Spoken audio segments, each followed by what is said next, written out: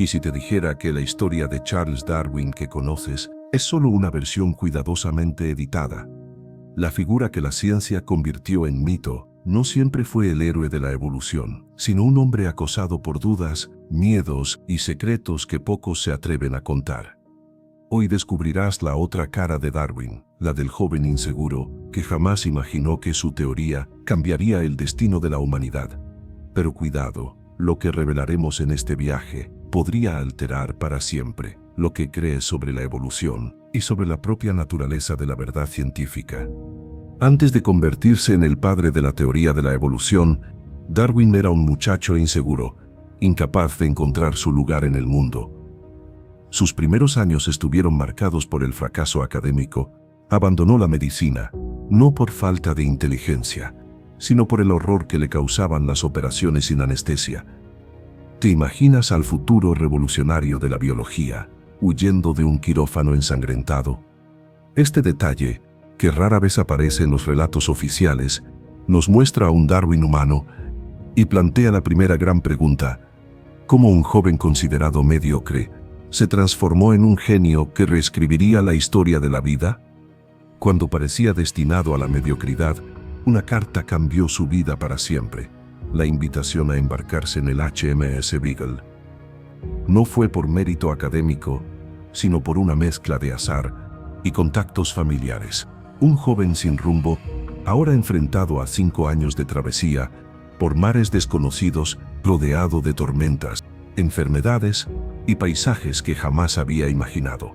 Este viaje no era un simple crucero científico, era un desafío brutal que pondría a prueba su resistencia física y mental. ¿Era Darwin el hombre adecuado para registrar los secretos de la naturaleza, o el destino lo había empujado a una trampa que superaba sus capacidades? En las costas de Sudamérica, Darwin comenzó a observar lo que ningún libro le había enseñado. Fósiles gigantescos emergían del suelo, como testigos de mundos extinguidos.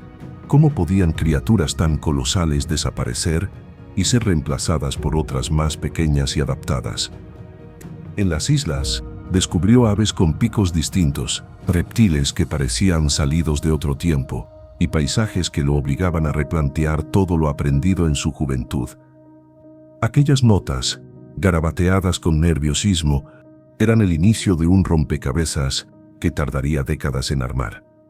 Y sin embargo, Darwin aún no se atrevía a imaginar que estaba a punto de desafiar las creencias más poderosas de su época. Mientras el Beagle continuaba su rumbo, en la mente de Darwin empezaba a formarse una idea inquietante. La naturaleza no era estática, sino que cambiaba sin cesar.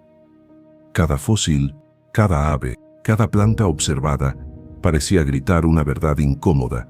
Las especies no eran creaciones inmutables, sino seres moldeados por la lucha por sobrevivir. Esta conclusión, en una Inglaterra dominada por la religión, rozaba la blasfemia. ¿Cómo confesar semejante revelación sin arriesgar su reputación, su familia e incluso su seguridad? Darwin decidió callar, guardando en sus cuadernos un secreto que, de hacerse público, lo convertiría en hereje o en visionario. Pero aquel silencio solo era el inicio de una batalla interna que lo perseguiría durante toda su vida. De vuelta en Inglaterra, Darwin no regresó como un héroe, sino como un hombre atormentado por sus propios hallazgos. Sus baúles rebosaban de especímenes, fósiles y notas, pero lo más pesado que cargaba era la duda. Debía callar lo que había descubierto o enfrentarse al mundo entero. Mientras otros lo celebraban como un prometedor naturalista, él vivía en silencio una guerra interior. Cada cena familiar, cada sermón dominical, le recordaban que sus ideas chocaban con la fe que lo rodeaba. Era como si Darwin estuviera sentado sobre un volcán de conocimiento, que, de entrar en erupción, arrasaría las certezas de toda una sociedad. Y en lo más íntimo, él lo sabía: la tormenta apenas estaba comenzando. Al instalarse en Down House, Darwin parecía retirarse de la vida pública, pero en realidad se refugiaba en una rutina marcada por la enfermedad. Dolores de estómago, ataques de ansiedad y un cansancio perpetuo lo mantenían recluido, casi como prisionero de su propio cuerpo. Sin embargo, este aparente aislamiento fue también su salvación. Rodeado de sus jardines, criaderos de palomas y su inagotable colección de notas, el científico transformó la fragilidad en productividad. Mientras la sociedad seguía con sus certezas religiosas, Darwin cultivaba en silencio un laboratorio viviente, alimentando una teoría que aún temía mostrar.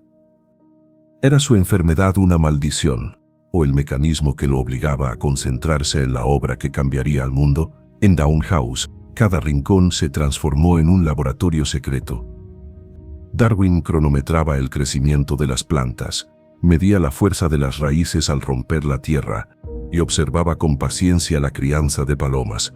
Convencido de que allí estaban las claves del cambio en la naturaleza, estos pequeños experimentos, casi domésticos, eran la semilla de una teoría monumental.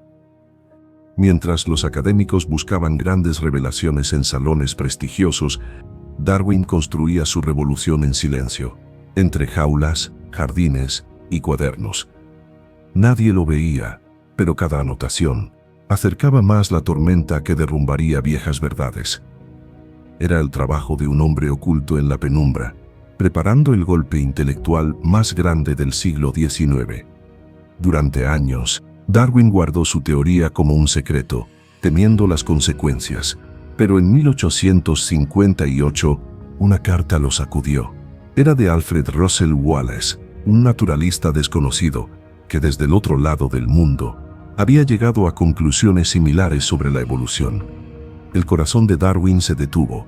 Si Wallace publicaba primero, todo su esfuerzo se desmoronaría. De pronto, el hombre que había pasado décadas en silencio se encontraba atrapado entre la urgencia y el miedo. Esa competencia inesperada lo empujó a actuar. Sin Wallace, tal vez el mundo habría esperado aún más para conocer la teoría que desafiaba a la creación divina. El reloj corría, y Darwin debía decidir si sería espectador o protagonista de su propia revolución. Acorralado por la amenaza de Wallace, Darwin se lanzó a escribir lo que sería su obra maestra, El origen de las especies. Día y noche, con el cuerpo debilitado, pero la mente encendida, volcaba décadas de observaciones y experimentos en un manuscrito que no solo era ciencia, sino dinamita intelectual. Cada página era un desafío a las creencias más profundas de la sociedad victoriana. Darwin sabía que el libro no solo sería leído por científicos, sino por clérigos, políticos y ciudadanos comunes que verían tambalear su visión del mundo. Publicar significaba abrir una batalla cultural sin precedentes. Y aún así, con miedo y determinación, se preparaba para liberar la idea, que ya no podía seguir oculta. En 1859, El origen de las especies vio la luz, y con él comenzó un terremoto intelectual. En pocas semanas, las copias se agotaron. Algunos lo celebraban como un visionario, otros lo condenaban como un peligroso blasfemo. Las universidades debatían encendidas, los púlpitos tronaban contra la herejía, y los periódicos llenaban sus páginas con caricaturas de Darwin transformado en simio. Nunca antes un libro científico había generado tanto miedo y fascinación al mismo tiempo. Lo que hasta entonces era un secreto en cuadernos, se convirtió en una batalla pública. Darwin, el hombre reservado y enfermo, se vio de pronto convertido en el centro de una tormenta mundial que ya nadie podía detener. El éxito de El origen de las especies no trajo gloria inmediata para Darwin, sino una carga insoportable. Las críticas lo acosaban en diarios y sermones, y mientras el mundo discutía su obra, él se refugiaba cada vez más en Down House.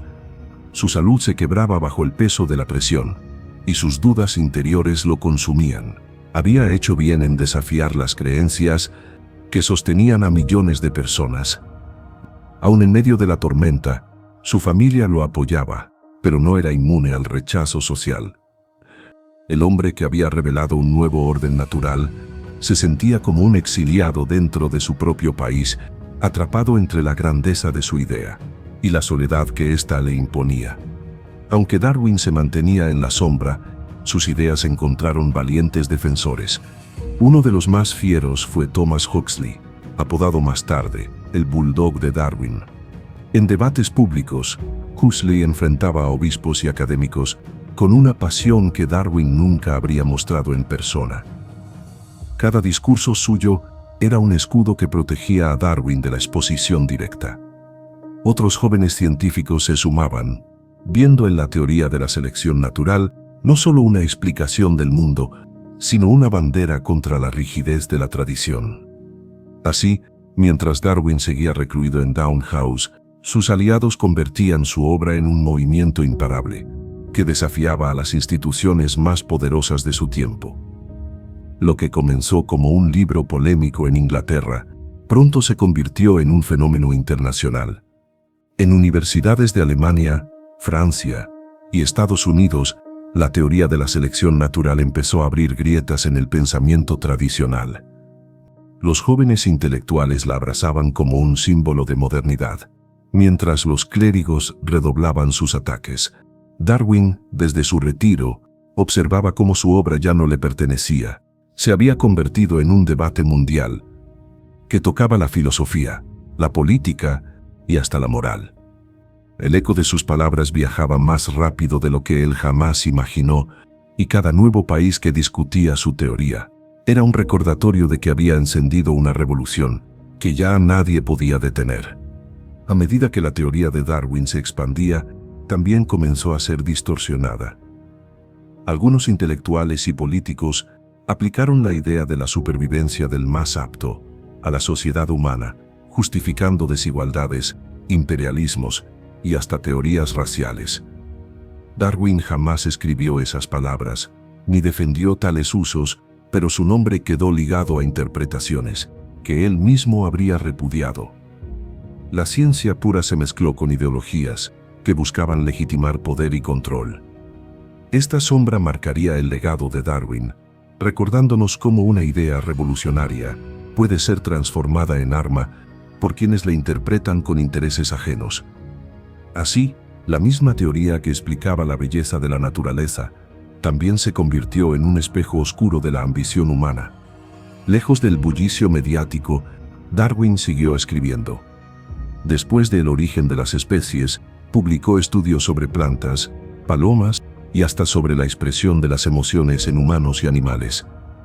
Cada libro era una pieza más que reforzaba su visión, que la vida, en todas sus formas, estaba unida por hilos invisibles de evolución. Aunque evitaba los grandes debates públicos, su pluma seguía siendo su arma más poderosa. Cada nueva publicación atraía admiración y odio por igual, consolidando su figura como un sabio silencioso que trabajaba sin descanso desde la calma de Down House. En su modestia, Darwin no buscaba gloria, pero su obra se iba transformando en una montaña imposible de ignorar. En sus últimos años, Darwin vivió entre el reconocimiento científico y la fragilidad de su salud. Su nombre ya era inseparable de la evolución, pero él mismo permanecía humilde, casi incómodo con la fama. Pasaba largas horas en su jardín, observando con la misma curiosidad de siempre a los insectos y las flores, mientras reflexionaba sobre el impacto de sus ideas. Sabía que había abierto una grieta irreversible en la forma en que la humanidad entendía la vida. Sin embargo, también cargaba con la soledad de quien ve más lejos que los demás.